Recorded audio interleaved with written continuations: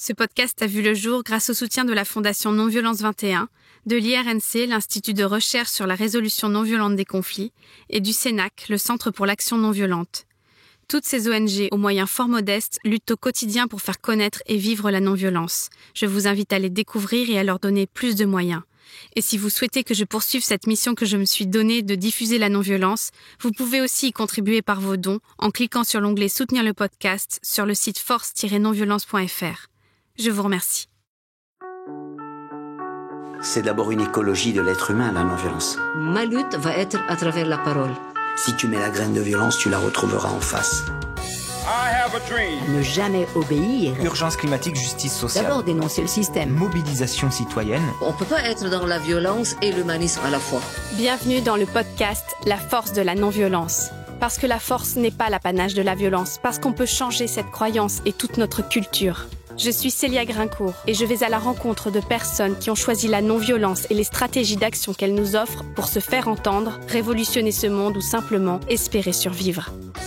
Être en colère, c'est la bonne santé, vous savez. Désobéissance civile de masse. Dans le changement politique, on n'a pas le droit de rester amateur. C'est une question de vie ou de mort. Il nous faut des armes d'instruction massive. C'est une lutte.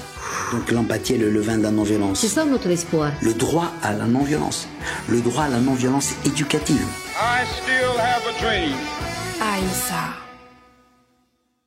Cet épisode a été enregistré à la base, un espace dédié à accélérer la mobilisation citoyenne pour le climat et la justice sociale.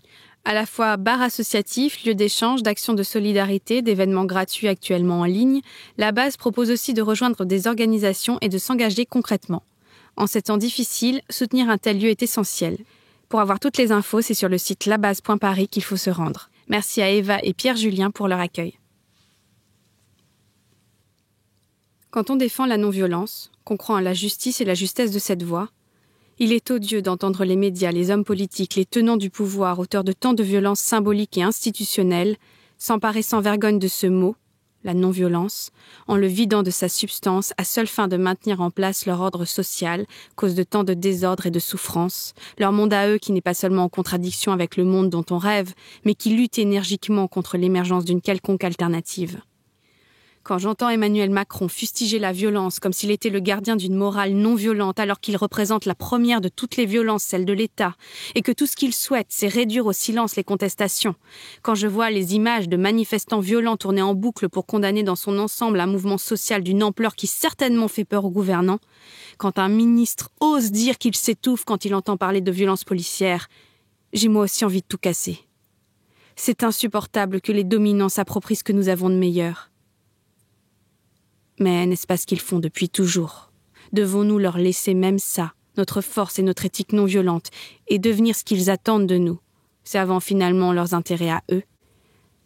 Avec Priscilla Ludowski, initiatrice et figure des Gilets jaunes, nous avons beaucoup parlé de ces violences infligées par l'État de manière systématique et systémique, et avons questionné l'efficacité d'une réponse révolutionnaire violente, avec toute la mesure dont sait faire preuve mon invité qui reste inébranlable dans sa volonté de dénoncer les injustices et de travailler au bien commun, quoi qu'il lui en coûte. Priscilla Ludowski, qu'est-ce que c'est pour vous la non-violence ? C'est intéressant comme question parce que je me suis jamais posé la question. Et c'est pas vraiment un sujet qui est abordé en dehors des mouvements sociaux ou en tout cas des débats publics. Donc ça me paraît abstrait dans le sens où quotidiennement on est violenté d'une manière ou d'une autre. Je considère que les violences psychologiques sont là et elles sont quotidiennes. La violence pour moi c'est une atteinte à l'intégrité physique ou psychique. Voilà. Donc la non-violence ce serait que ça ne se produise ni d'un côté ni de l'autre. Alors en préparant notre entretien, en vous écoutant, en vous regardant dans différents médias, j'ai été frappée par la différence entre vos écrits qui sont presque révolutionnaires, en tout cas dans le sens d'une refonte totale de la société, et ce que vous dégagez, c'est-à-dire une apparente tranquillité, avec même un air de ne pas y toucher. Est-ce que vous êtes une fausse calme, ou est-ce que vous savez très bien gérer votre colère ? J'aime bien en fait discuter avec les enfants parce qu'ils n'ont pas de filtre, et ça me ressemble en fait. Ils sont très nature, ils sont très directs, ils passent pas par quatre chemins, et c'est plutôt comme ça que je suis. Sauf que c'est pas comme ça qu'on peut s'exprimer avec tout le monde. Donc c'est important quand on échange avec des personnes ou avec une personne que ce que vous dites soit compris, entendu. Et quelquefois, l'expression directe, ou en tout cas crue, n'est pas perçue de la même manière pour tout le monde. Et là, on parle de violence et ça peut être perçu comme une violence, par exemple, par certaines personnes. Et en parlant d'enfance, vous avez grandi en région parisienne, tout en retournant régulièrement en Martinique, d'où vos parents sont originaires. Est-ce que vous avez été sensibilisée à l'injustice quand vous étiez petite ou adolescente ? Je me suis rendu compte assez tôt, lorsque j'allais en Martinique, par exemple, des inégalités au niveau du pouvoir d'achat. Ça m'avait beaucoup marqué. C'est-à-dire que... étant proche de ma famille en Martinique qui est originaire de la campagne, il y avait beaucoup cet esprit d'échange, de cultiver soi-même, d'être autonome. Donc c'est une chose. Et de l'autre côté, lorsque on doit renflouer le frigo avec tout ce qu'on n'a pas dans le jardin, on n'a même pas les moyens en fait. Et c'est beaucoup ça que j'avais retenu quand j'étais adolescente. La question c'est pourquoi c'est aussi cher là-bas et je comprenais pas. Et effectivement, quand on vit en banlieue et on fait face à des difficultés pour arrondir les fins de mois, jusqu'à ce que moi j'ai mon propre travail, c'était compliqué quoi à la maison. Donc parce que vous avez aidé votre propre famille quand vous avez commencé à travailler à la banque ? C'est ce qu'on a fait, ouais, avec mon frère. On a contribué dès le démarrage de la vie d'adulte aux dépenses familiales, notamment alimentaires. Moi, je mangeais à la cantine au travail, donc du coup, je mangeais le soir dehors pour que ma mère puisse pas avoir à faire ma part le soir. Enfin, vraiment, quand il y a plus rien après qu'elle ait ses aides sociales, il y avait plus rien, quoi. Enfin, je veux dire, entre le 5 et le 10 du mois, c'est chaud. À partir du 15, ça devient très chaud. Donc, ce que votre maman faisait... Elle était mère au foyer quand j'étais plus jeune, et puis après, au milieu de l'adolescence, elle était hôtesse de caisse. Et votre papa ? Chauffeur poids lourd. Oui, donc c'est pas des salaires mirobolants. C'est ça. Et comment on passe de la banque à l'aromathérapie, puis au militantisme ? Alors, je suis rentrée à la banque parce que déjà, il me fallait un travail. Voilà, j'ai eu un BTS et je m'étais dirigée vers un métier en particulier, ce cursus que j'avais suivi, qui m'a fait déboucher dans un service qui était méconnu, en tout cas, à cette époque-là, et qui est un métier très spécifique, d'ailleurs. J'étais rédactrice de Garantie internationale trilingue. J'ai beaucoup appris, c'était une belle expérience, mais j'avais pas l'intention d'y rester toute ma vie, quoi. Est-ce qu'à l'époque, vous étiez déjà éveillé au capitalisme financiarisé et est-ce que ça vous posait un cas de conscience de travailler à la banque ou pas du tout ? Non, ça me posait pas de cas de conscience quand j'ai postulé, en tout cas. C'est plutôt lorsque j'ai commencé à comprendre pour qui on travaille. Donc les clients, ce sont les grandes sociétés françaises. Et donc on voit les contrats. En tout cas, dans le métier que je pratiquais, on voyait tout le contrat. On voit qui sont ces sociétés, on voit ce qu'elles financent, et on voit ce que les banques contribuent à financer. Donc du coup là, ça commence à développer une certaine conscience. C'est pas pour autant que j'aurais démissionné ou quoi que ce soit, parce que de toute façon on est tenu en laisse, puisque c'est ce qui paye les factures. On peut pas juste par conviction quitter un métier. Il faut qu'on puisse avoir une bouée de secours, mais qu'on puisse avoir un plan B en fait, à côté, qui puisse nous permettre de vivre. Du coup, dans cette optique de me dire que je comptais pas rester éternellement à ce poste-là, j'ai d'abord voulu me réorienter en interne, et puis j'arrivais pas à partir. En fait, c'est tellement spécifique que c'est difficile qu'on vous laisse partir en mutation. Donc du coup, j'ai voulu me reconvertir complètement à un moment donné de ma vie où je m'exerçais à faire mes propres cosmétiques. Et je me suis dit pourquoi pas en faire mon métier, parce que j'aimais bien en fait. Et donc c'était d'abord de l'aromathérapie cosmétique bio, et après je me suis formée dans l'aromathérapie familiale, donc qui incluait la santé. Et là vous continuez pas, vous avez le temps ? Non, là je suis passée à autre chose. Tout a basculé le jour où vous vous êtes décidé à publier une pétition. C'était le 29 mai 2018 sur change.org. Vous appelez à une baisse des prix du carburant à la pompe et dénoncez les taxes qui ont augmenté et pèsent sur les citoyens alors que les grosses entreprises pollueuses en sont exemptées. Qu'est-ce qui vous a poussé à franchir le pas et surtout à persévérer en voulant faire connaître cette pétition ? Parce que de l'extérieur, ça paraît très original en fait comme mode d'action, la pétition. Moi, j'en signe souvent, j'ai l'impression que ça aboutit pas vraiment. Donc l'idée même d'en lancer une et surtout de la faire connaître, d'où est-ce que ça vous est venu ? Alors c'était pas ma première pétition, j'en avais déjà lancé 3 ou 4 avant, mais que j'avais pas poussé. En fait, je les avais partagées qu'au sein de mon entourage très proche. Là, la différence, c'est que j'ai eu plus de temps pour creuser le sujet parce que j'étais déjà en reconversion professionnelle et que j'avais plus de temps pour moi-même, déjà. Quand j'ai questionné le pourquoi de l'augmentation de la taxe en question, j'ai creusé à ne plus m'arrêter, en fait. Parce que j'avais le temps, alors qu'avant, je faisais des heures sup, j'étais fatigué, je rentrais, j'étais crevé. Donc, on n'a pas le temps. À ce moment-là, j'ai décidé de poser ça sur papier comme pour les autres. Sauf que lorsque mes proches ont commencé à signer, je me suis dit, là, je vais essayer de la partager en dehors de mon cercle proche. Donc je l'ai partagé au sein des groupes Facebook, sur Twitter, j'ai interpellé les journalistes en les taguant régulièrement, et ensuite j'ai poussé d'un cran en contactant pendant 1 mois et demi les médias, constamment. Parce que j'avais envie qu'ils parlent de la pétition et que ça lance un débat au sein de la société, mais sans grande conviction que j'y parvienne. Alors de là à ce que ça déclenche un mouvement de contestation, clairement j'étais loin de croire ça. Que ça déclenche l'intérêt des journalistes, c'était déjà pas mal.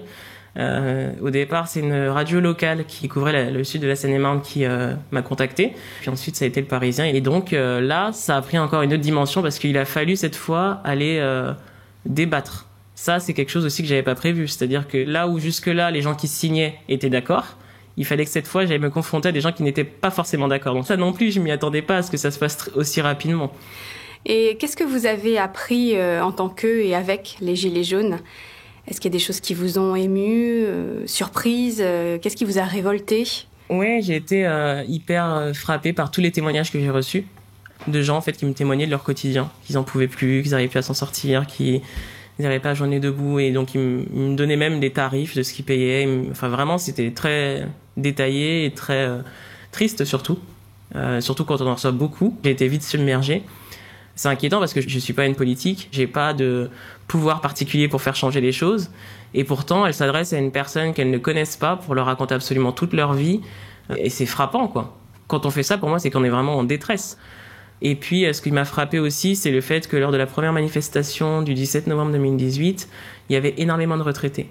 Ça m'a particulièrement marqué, je m'y attendais absolument pas. De se dire que même à cet âge-là, on n'arrive pas à joindre les deux bouts, qu'ils n'arrivent pas à payer leur loyer et tout. Et du coup, moi, comme j'étais pas mal dans les médias, il y a des gens qui me reconnaissaient en manifestation, enfin notamment le premier jour, j'ai eu beaucoup de personnes qui venaient me voir. Et ce qui en fait se passait par mail, s'est traduit sur le terrain. Ce qui fait qu'en manifestation, je vivais pas ça comme une manif habituelle. Je n'avançais absolument pas dans le parcours parce que j'étais entouré de personnes qui me racontaient leur quotidien, leurs difficultés. J'avais des sacs à dos et des sacs parce que les gens me donnaient des constitutions qu'ils avaient réécrites, qui me donnaient des modèles de société qu'ils avaient construits dans des collectifs, qui me donnaient plein de sources, plein d'alertes, qui me donnaient des clés USB, des cadeaux, des bouquets de fleurs, des gens qui me remerciaient, des gens qui pleuraient. Enfin, c'est en fait un panorama émotionnel en manif qui était assez impressionnant. Et j'ai été frappée aussi par la forte présence des femmes dans le paysage politique. On n'entend pas beaucoup les femmes, elles sont pas très présentes, et pourtant dans le mouvement des Gilets jaunes, il y en avait beaucoup. Et est-ce que c'est ces manifestantes et manifestants qui vous ont éveillé au RIC, au référendum d'initiative citoyenne, où vous étiez déjà sensibilisé à ce processus et au fait de réécrire la Constitution, par exemple ? C'est-à-dire que j'étais pas dans une optique où je me disais faut réécrire la Constitution. Par contre, je me souviens dans des débats avec des collègues où en fait j'ai toujours parlé de réécrire des règles. Du coup, je continue à l'exprimer de cette manière-là, parce que quand j'entendais des gens qui me disaient faut réécrire la Constitution, du coup je leur disais moi je parle toujours de réécrire les règles, et pour moi la Constitution c'est un peu notre règlement intérieur national quoi. Et effectivement je suis d'accord avec ça, il faut réécrire les règles. Le référendum d'initiative citoyenne, moi je l'ai découvert au début du mouvement des Gilets jaunes, et je connaissais pas le dispositif tel qu'il existait en Suisse, etc. Donc je me suis beaucoup renseigné, et par contre je me souviens, alors c'est assez marrant parce que je me souviens quand je me suis reconverti, il y avait le volet cosmétique et il y avait le volet numérique digital, et en fait j'étais en train de créer une appli que j'ai sortie en première version, et je voulais sortir une deuxième appli pour laquelle j'ai envoyé d'ailleurs le cahier des charges à des développeurs indépendants, qui était une appli qui permettait de faire des référendums, pour que les gens puissent eux-mêmes demander faire des référendums à l'échelle de la société hors politique en fait. Et je me suis dit mais c'est marrant en fait, il y a les wagons qui se raccrochent. Et qu'est devenue cette application ? Et en fait quand il m'a répondu, il m'a donné le tarif, je me suis vite calmée. Alors, est-ce que vous pouvez expliciter un peu plus en quoi consistent ces dispositifs de démocratie réelle ? C'est vrai que les gens, avec la pétition, certains n'ont plus trop confiance. Je me souviens quand j'ai lancé ma pétition, certaines personnes me disaient mais en fait ça mène à rien, on signe des trucs, ça va pas aboutir ton truc en fait. Et c'est ce que j'avais dit à François de Rugy quand on l'a rencontré en novembre 2018, quand je lui ai parlé de ma pétition et du silence qu'il y a eu entre mai et novembre et que c'était pas normal. Et ça questionnait ça, le fait qu'il n'y ait pas d'outils démocratiques qui permettent en tant que citoyen d'interpeller les pouvoirs publics sans passer par les élus, pour éventuellement lancer un débat public qui aboutirait sur un référendum ou non, mais en tout cas qui serait pris en compte. Oui, à partir d'un certain nombre de signatures, il faudrait que ce soit pris en compte. Par exemple, ou alors qu'il y ait plusieurs conditions qui soient alignées. Ça peut être, même s'il n'y avait pas beaucoup de signatures, mais qu'il y avait par exemple 50 structures qui sont reconnues dans leur domaine et qui signaient, ça voudrait dire qu'elles sont d'accord et qu'elles représentent un certain réseau, donc ça pourrait être aussi ça, mais en tout cas qu'il y a un certain nombre de conditions qui permettent de déclencher un intérêt du gouvernement. C'est important qu'on puisse se dire qu'on a des alternatives pour interpeller les pouvoirs publics lorsque, d'une part, la défiance envers les politiques est forte. Les derniers sondages, c'est quand même 11%, c'est rien. Du coup, les gens se sentent délaissés, en fait.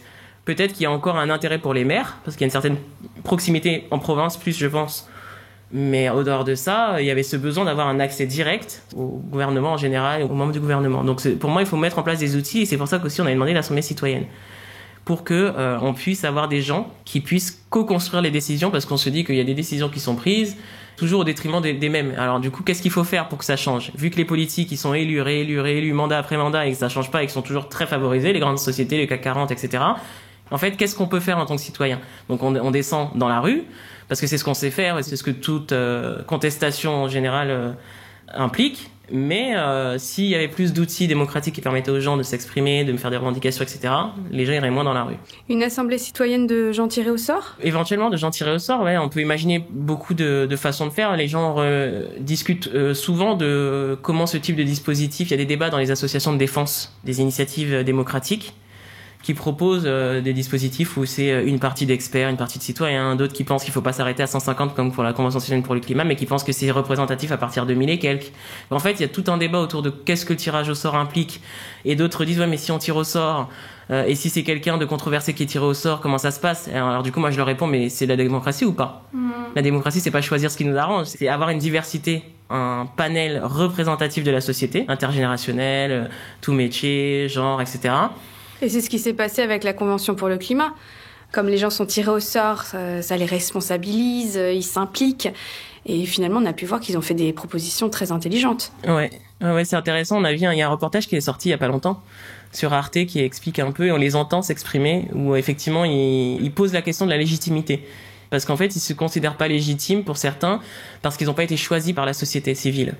Mais de toute façon, le dispositif n'est pas malheureusement associé à un pouvoir de décision ferme, qui fait qu'on peut au moins se considérer légitime pour débattre et construire des choses, sans avoir été élu. C'était intéressant aussi de voir aussi qu'il y avait des très très jeunes qui avaient des choses à dire, quoi, et qui en plus questionnaient la responsabilité des plus âgés. Parce qu'en gros, c'est nous qui récupérons derrière tout ce qui s'est passé, et tout ce que vous avez pris comme décision ou pas, c'est nous qui allons en être impactés, donc c'est encore plus logique d'impliquer les plus jeunes. Ils ont déjà pas le droit de vote en dessous de 18 ans, donc si en plus on peut essayer de les impliquer, parce qu'au final, on les formate dans le cursus scolaire pour une société qui n'a pas été construite par eux. Donc c'est pas normal pour moi, c'est pas juste. Il faudrait qu'il y ait un moyen de solliciter plus régulièrement les plus jeunes, en fait, parce que leur regard est intéressant. Eh oui. Et concernant le silence assourdissant des autorités dont nous avons parlé, c'est le sujet de votre ouvrage « Ensemble, nous demandons justice pour en finir avec les violences environnementales ». Parce que très rapidement après le lancement des Gilets jaunes, les médias ont voulu vous opposer aux Gilets verts. Justice sociale contre justice environnementale, c'est très pratique. Et vous vous en êtes toujours défendu. Vous avez finalement écrit ce livre avec Marie Toussaint, qui elle aussi croit aux pétitions, puisqu'elle est à l'origine de ce qui a été appelé l'affaire du siècle, qui a permis tout récemment de faire condamner l'État français pour inaction climatique. Cet ouvrage, pour moi, il est d'utilité publique. Vous y faites une sorte de tour de France des violences écologiques, sociales et sanitaires. Vous montrez le lien indéfectible entre ces violences et le déni absolu des autorités, des entreprises face à leurs responsabilités dans ces désastres qui impactent la santé des gens. Qu'est-ce qui vous a marqué à l'écriture de ce livre ? On est tous impactés à tout niveau et on n'a absolument aucun pouvoir pour faire changer les choses. C'est ce qui marque le plus, et on voit dans les luttes qui sont racontées qu'à chaque fois, tous se heurtent à des murs et des murs et des murs, et qui se battent depuis des années pour certains. Ils sont pas en train de raconter n'importe quoi. Ils ont des preuves, ils sont accompagnés par des avocats, ils font des expertises eux-mêmes, ils collectent des sous pour monter des mobilisations, pour se faire entendre. Enfin, ce sont des gens qui donnent de leur temps, de leur énergie, de leurs sous, qui mettent leur santé, et qui se heurtent à un mur. C'est inadmissible, en fait. C'est révoltant parce qu'en plus, on voit que c'est systémique. C'est pour ça qu'on a voulu ne pas s'arrêter à une région, c'est pour montrer le caractère systémique de la chose. Les complicités sont juste évidentes. On voit clairement les responsables quand on lit certains cas, et ils sont pas inquiétés. Voilà. Alors j'aimerais quand même que vous parliez du cas de la chlordécone, cet exemple absolument scandaleux sur fond de domination coloniale. C'est impressionnant. C'est surtout qu'en fait, dans ce cas-là, et c'est assez hallucinant parce qu'en fait, on sent qu'on aurait pu très tôt agir. Donc c'est un pesticide en fait qui était utilisé dans les bananeraies aux Antilles et qui a été en fait le fait de familles esclavagistes qui perdaient leurs exploitations sucrières et qui en fait se sont reconverties dans les bananeraies. Sauf que en plus de se reconvertir dans les bananeraies, elles ont décidé d'en faire une monoculture intensive. Donc du coup, ça détruit toute une biodiversité qui aurait pu d'ailleurs s'autoréguler pour combattre ces fameux charançons qui détruisent la banane. Mais en fait, s'il y a que ça, c'est normal qu'ils soient au paradis, en fait, les charançons. Et du coup, ils ont décidé d'utiliser ce pesticide. Alors qu'à un moment donné, ce pesticide qui était produit aux États-Unis a causé des maladies aux ouvriers qui travaillaient sur ce pesticide-là dans les usines. Et très tôt, ce qui est très étonnant, les sociétés ont été condamnées, la ville a été condamnée, les sols ont été dépollués, les fleuves ont été dépollués, et ça a été un cas de jurisprudence incroyable à cette époque-là, des années 70 aux États-Unis. Et du coup, ça aurait dû faire tilt à la France, en fait.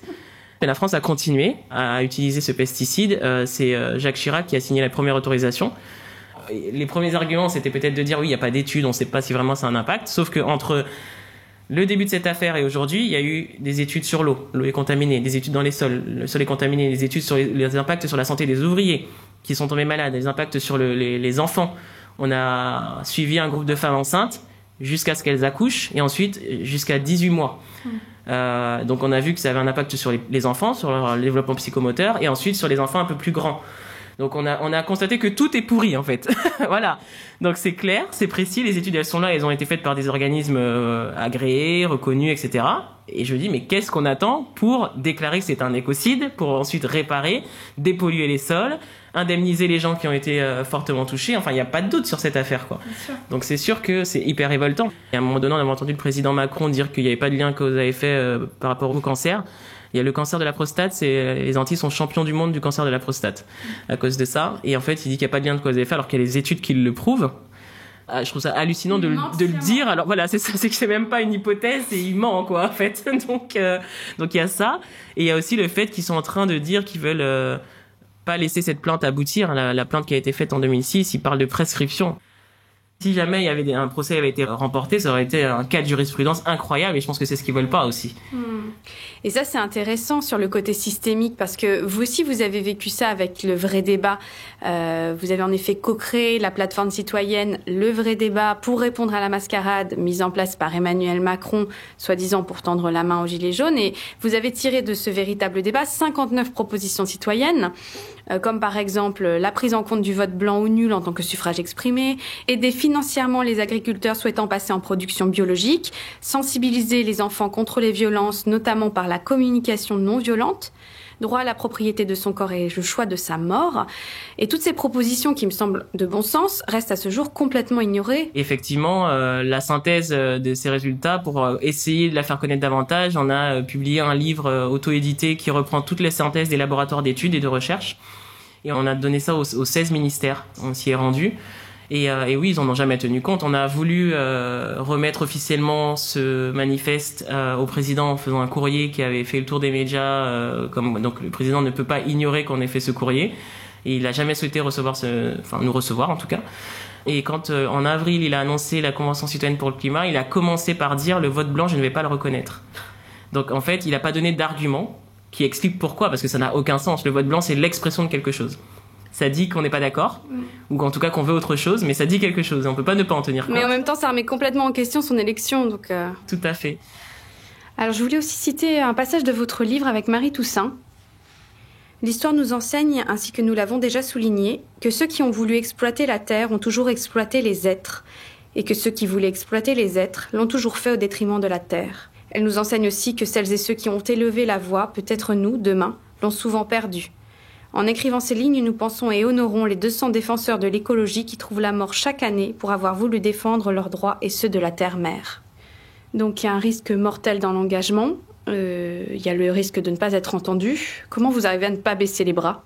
Moi, c'est pas encore une question que je me pose parce que ça fait pas énormément de temps que je suis dans le militantisme, mais c'est vrai que je me pose la question des gens qui sont dans des combats depuis 20 ans. Il y en a qui sont fatigués. Hein. Je me demande comment ils font pour tenir psychologiquement, surtout qu'ils ont des répressions invisibles. C'est-à-dire qu'il y a des gens qui ont perdu leur boulot, qui peuvent plus s'exprimer de la même manière, qui peuvent plus aller en plateau télé ou qui peuvent plus répondre à des interviews, etc. parce qu'ils sont exposés et que c'est compliqué pour eux au quotidien. Là, moi, pour l'instant, ça va. J'ai aussi des attaques comme beaucoup de militants, notamment sur les réseaux sociaux, mais pour l'instant, ça va. Mais je sais pas si c'est quelque chose que je peux faire pendant 20 ans, par exemple. Et quand je vois justement ce qu'on raconte dans le livre, il y a des gens qui se battent depuis très longtemps.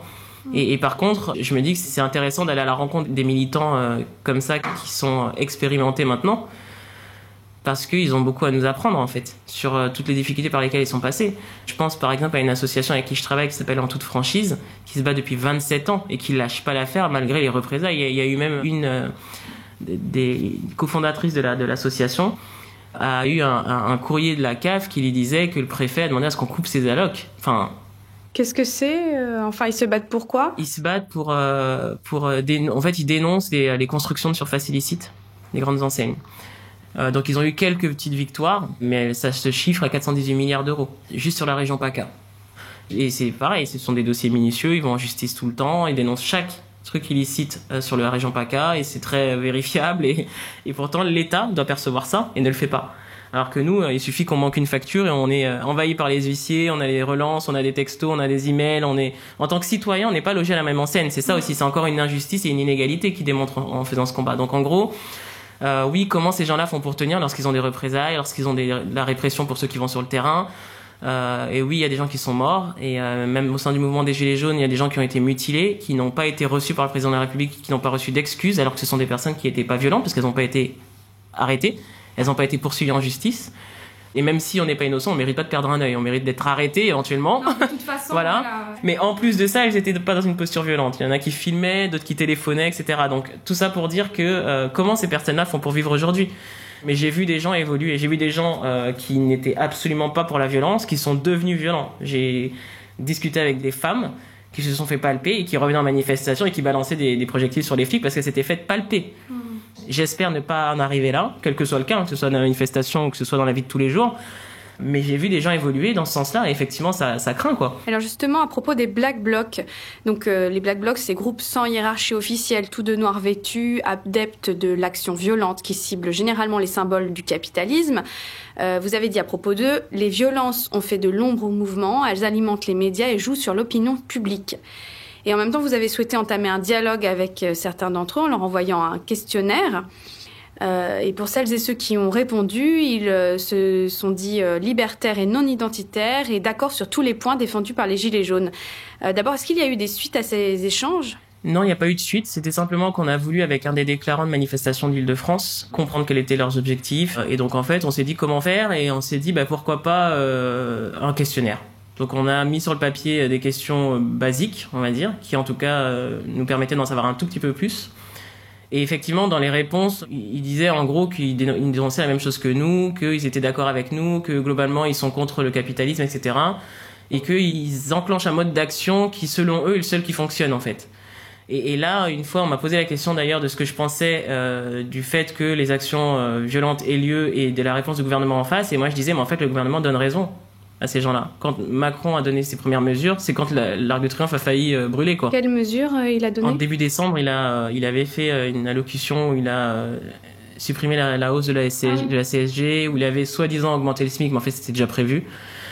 Et donc il avait encore, je sais plus quelle autre mesure il avait donné, mais qui était encore un truc, c'était pas vraiment quelque chose de significatif. Et en fait c'est quand ça a failli brûler, et alors qu'il y avait une pétition qui était là depuis 6 mois, qu'il y avait le vrai débat est arrivé après, il aurait pu encore réagir, il a pas réagi. En fait tout ce qui a été fait de manière pacifique n'a pas reçu de réponse politique en face. On a essayé de le rencontrer à plusieurs reprises, il a refusé. On a failli rencontrer le Premier ministre, il a voulu nous faire rentrer par derrière et sans les médias. On a que du mépris en fait quand on a des démarches pacifiques.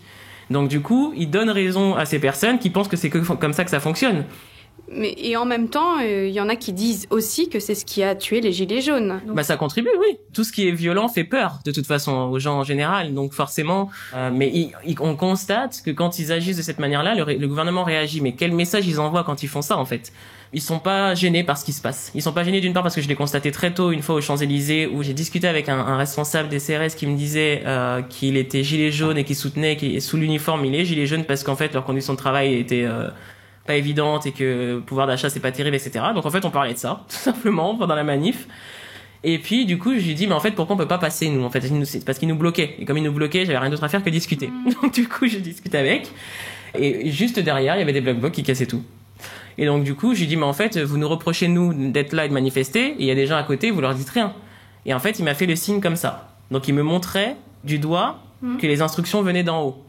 Quand, stratégiquement, il décide de laisser faire des gens qui sont violents, et quand, stratégiquement, il répond en donnant des mesures quand les gens cassent tout, ou en tout cas quand ça a été le plus haut des violences, ça envoie un message aux gens. Moi, je me demande ce que ça veut dire. Est-ce que ça veut dire continuer, ça nous sert, nous, notre communication, puisqu'on veut faire peur aux gens et qu'on veut plus qu'ils reviennent manifester? Est-ce que c'est ça le message? J'ai posé la question au défenseur des droits. J'ai saisi le défenseur des droits pour demander est-ce que c'est une stratégie politique que de laisser faire ce genre de choses? Est-ce que c'est pas un moyen de contribuer à faire peur aux gens et à faire en sorte que les gens ne reviennent plus manifester et à faire en sorte que le mouvement meure, en fait, par la peur que ça provoque? Quand vous avez un gouvernement qui vous qualifie tout de suite d'opposant politique, il nous a qualifié personnellement avec Éric Drouet d'opposant politique, pourquoi quand on manifeste et qu'on a des revendications, on est qualifié d'opposant politique?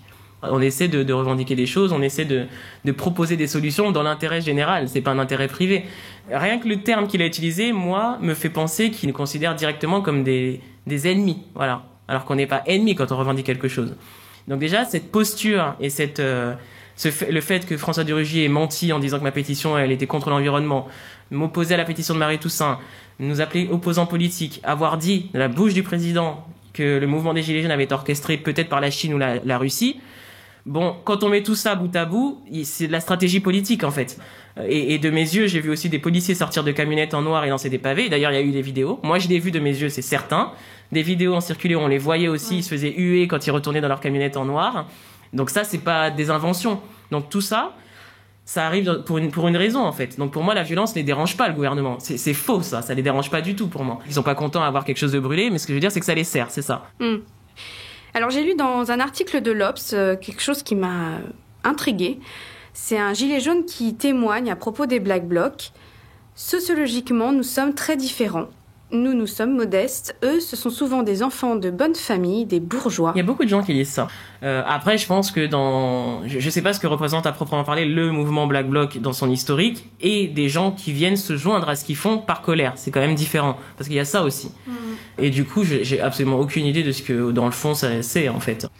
Alors, j'avais envie de vous lire un extrait d'un texte paru le 10 mai 2018 sur le site Paris Lutte, intitulé « Nous, non-violents dans le cortège de tête ».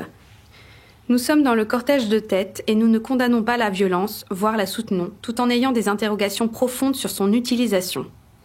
Nous sommes sur une limite, sur une crête. Nous savons que Marcellin avant-hier, Valls hier, Macron aujourd'hui savent tourner à leur avantage cette façon d'agir, voire de l'utiliser pour justifier des tours de vis sécuritaires. Nous pouvons craindre que cette violence fasse tomber les hésitants du côté du rejet du mouvement social en cours. Nous n'avons pas d'illusion sur l'efficacité militaire d'une telle tactique, toujours mise en échec par les forces du pouvoir toujours plus fortes. Nous nous méfions du virilisme de ce mode d'action, nous nous inquiétons d'une violence sûre d'elle-même et de sa légitimité, une violence qui oublierait qu'il y a une personne sous l'armure du CRS. Je trouve que ça pose plein de questions. La compréhension face à la violence, en même temps pourquoi la soutenir alors qu'on sait qu'elle nuit. Après, je pense qu'il y a aussi un historique. J'ai déjà rencontré des gens, en plus d'une génération assez avancée, qui me disaient nous on est des 68ards, vous obtiendrez rien, arrêtez de marcher quoi. Il faut tout péter quoi. Des gens qui ont l'âge de mes parents quoi. Enfin, ce sont des gens qui généralement vont dire aux jeunes faites pas trop de conneries, soyez pas violents. Ce sont ce type de discours que les gens de la génération de mes parents ont en général au quotidien, mais qui dans le cadre de mouvements sociaux, se souvenant de ce à quoi ils ont participé, de ce qu'eux ils ont obtenu, de comment ils l'ont obtenu, ils considèrent que ce qu'on fait, moi ils m'ont déjà ri au nez en fait, ils m'ont déjà dit mais c'est ridicule ce que vous faites, ça va pas marcher parce qu'en fait nous ce qu'on a fait, on l'a obtenu par la force et qu'ils vous donneront rien et on leur fait pas confiance. Donc alors, en fait, est-ce que vous pensez que la non-violence est dépourvue de force? Je pense pas qu'elle soit dépourvue de force, mais je pense qu'elle donne des résultats effectivement sur la durée. Et que c'est important de pas juste parler de non-violence, mais de parler aussi de transversalité. C'est-à-dire que si on est une structure, qu'on se bat pour une revendication en particulier, mais qu'on reste cloisonné dans sa lutte et qu'on ne s'ouvre pas aux différentes structures qui peuvent appuyer par la force du réseau, parce qu'en face, on a des structures qui sont puissantes, qui ont les canaux de communication pour elles, qui ont les médias mainstream de leur côté. Donc en fait, si on n'a pas la même force et la même puissance et le même réseau, c'est compliqué. On peut être autant non-violent qu'on le veut. Pour moi, ça ne fonctionnera pas si on n'a pas aussi cette transversalité d'aller chercher des forces partout où on a une vitrine en fait pour s'opposer. Oui, en fait, des stratégies qui arrivent à créer un vrai rapport de force. Exactement, c'est ça. Qu'est-ce que ça vous inspire, ce texte que je viens de lire ? Je comprends qu'il y a des gens qui se disent je vais pas condamner ouvertement ces gens-là parce que peut-être qu'ils sont arrivés à un stade de ras-le-bol où ils se disent qu'il y a rien qui fonctionne. Et pourtant, ils ont conscience que la violence en elle-même peut porter préjudice au mouvement. Mais parce que la violence en tant que telle, à part quand on est personnellement très violent, je pense pas que la violence en elle-même plaise au quotidien aux gens, en fait. Les gens, ils ont juste envie de vivre dignement, de profiter de leur famille, de leurs enfants, moi y compris. Les gens, globalement, sont pas pour la violence, en majorité. Ils sont plutôt pacifistes, et souvent, ce sont toujours des solutions pacifistes qui se sont trouvées lorsqu'il y a des conflits. Les gens, quand il y a quelqu'un qui se bat, les gens, qu'est-ce qu'ils font? Le premier réflexe, c'est d'aller les séparer, même quand ils sont pas du tout concernés. Quand il y a un conflit familial, on propose des conseils de famille, on propose d'aller voir un psy. Enfin, il y a toujours des solutions non violentes qui sont proposées spontanément par les gens en général dans le quotidien.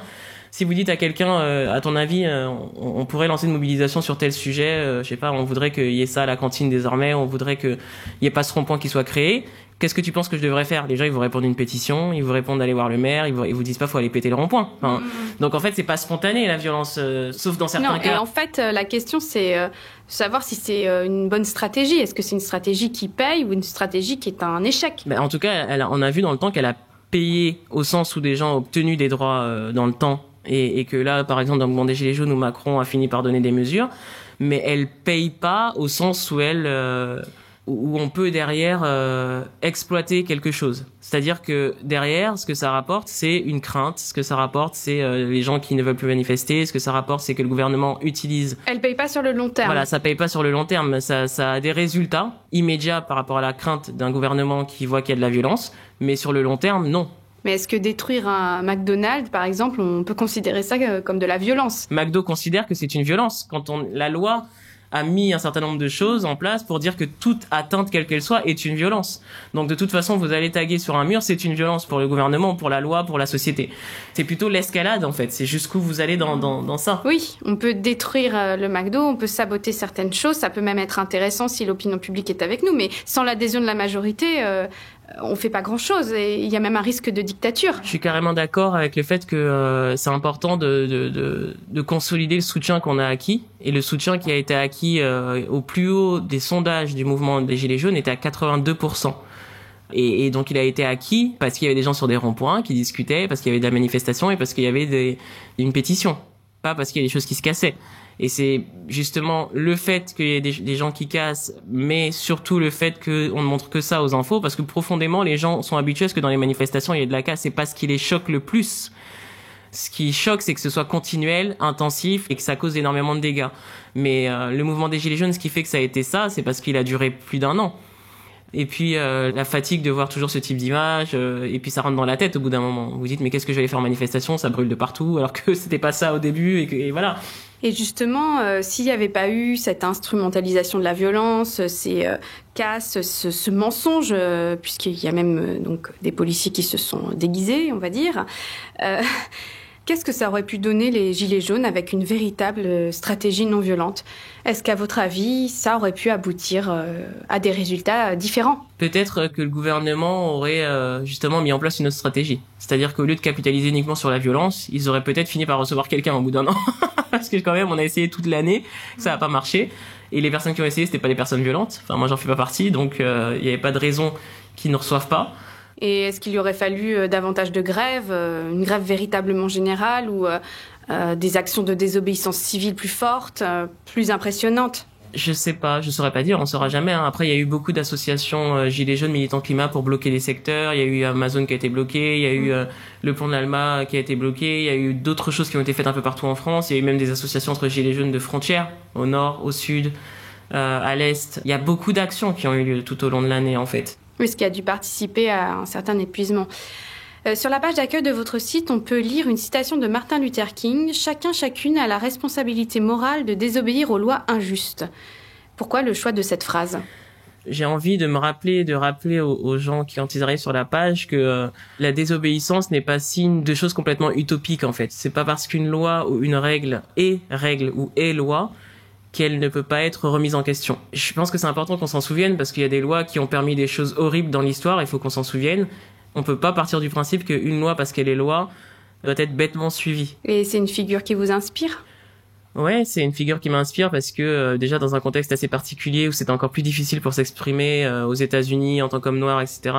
Donc oui, c'est un certain courage qui va avec le personnage, une volonté, lui, de rester dans la non-violence quand Malcolm X était plutôt pour le contraire. Il paraît qu'à la fin, leur vue se rapprochait. En fait, je pense que de toute façon, globalement, les gens qui sont exclusivement pour la non-violence et ceux qui sont exclusivement pour la violence sont pas forcément en désaccord en fait. Je pense qu'ils sont animés par une colère et que chacun l'exprime avec les outils qu'il a l'impression qui fonctionnent et que si on discute pas de toute façon les uns avec les autres, on peut pas savoir pourquoi à un moment donné on utilise tel ou tel mode d'action plutôt qu'un autre. Et c'est sûr que dans le cas de Martin Luther King et Malcolm X, on a Malcolm X d'un côté qui est en colère parce que la population noire est régulièrement violentée, discriminée, etc.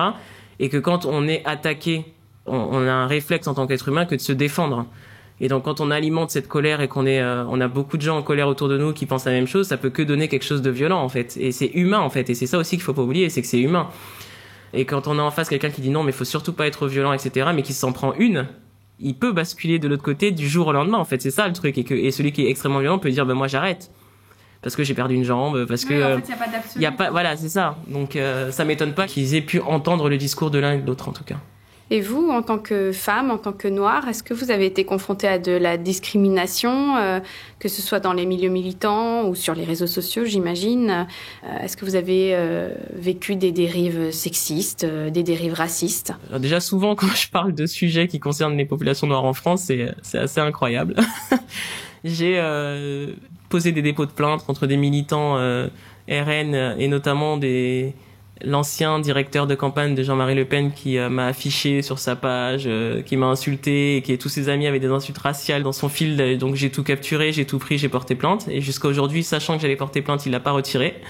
Un conseiller municipal RN qui lui aussi a mis une insulte raciale. Enfin, donc du coup, je capture et je porte plainte. Donc oui, je suis pas mal attaqué. J'ai déjà eu des insultes en conférence dans les chats ou aussi même dans le cadre d'une conférence où toutes les invitées étaient exclusivement des femmes. On a eu aussi des attaques chat contre les femmes et en plus les femmes d'un certain âge.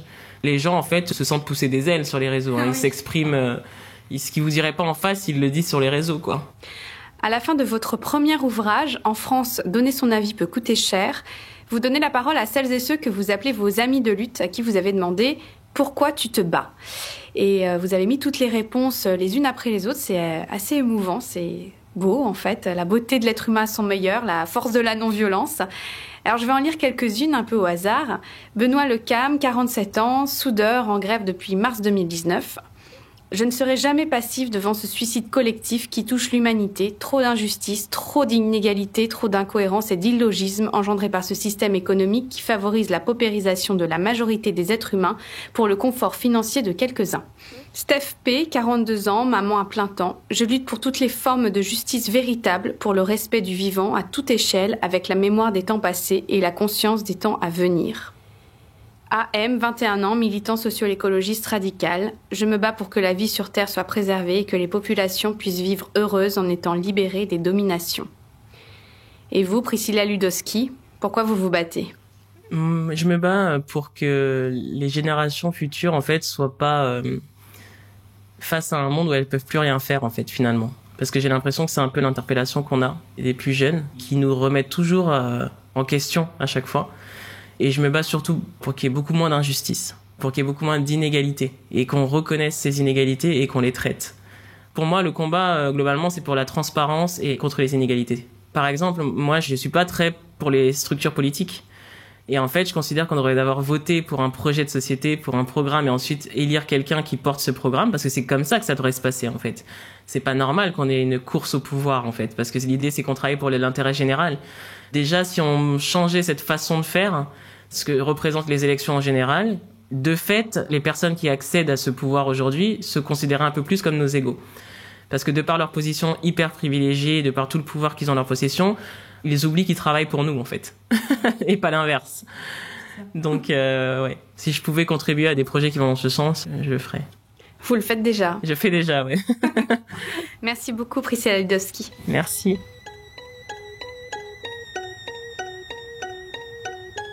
Ayam, la fin de leur monde.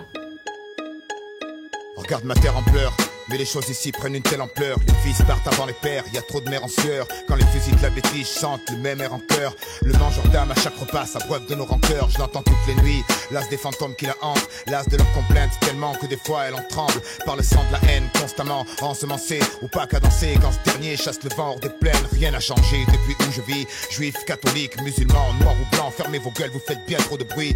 Comme ces orages dans l'eau se mêlent à nos larmes et leurs chocs. Sur le sol aride dans l'uranium a volé l'âme. Je veux pas d'une ville au cimetière plus grand que la surface habitable. Même s'il paraît que de l'autre côté tout est plus calme, plus stable. Je veux pas qu'après le jour J les survivants survivent sous néant, trop proche du néant. Car le soleil les prive de rayons. Les artères pleines d'amers comme un caddie au géant. On charge à la sortie, c'est tout dans les dents. Je crois que c'est dans l'air du temps. Chacun cherche son bouc émissaire, ouais. D'une simple vie ratée à l'envoi d'une bombe nucléaire. L'amour manque d'air dans leur monde, nous on suffoque, tous on supporte. Ça pressurise et c'est les psys qui vont exorciser. Que quelqu'un me dise si j'ai des chances de voir enfin la paix exigée. Si vous avez apprécié ce moment passé ensemble, partagez-le, commentez-le, mettez beaucoup d'étoiles. Vous contribuerez ainsi à diffuser la culture de non-violence. Pour aller plus loin, rendez-vous sur force-nonviolence.fr ou sur les sites de mes partenaires Non-Violence 21, l'IRNC et le CENAC. Vous pouvez vous abonner à la revue Alternative Non-Violente, chercher l'association, le domaine, le mouvement qui vous parle, vous former et mettre en pratique la non-violence dans votre quotidien et dans vos combats pour plus de justice dans ce monde. C'est tout ce à quoi j'aspire en créant cette émission. Je réponds avec joie sur les réseaux sociaux et la chaîne YouTube La Force de la Non-Violence. À très bientôt. Ahimsa.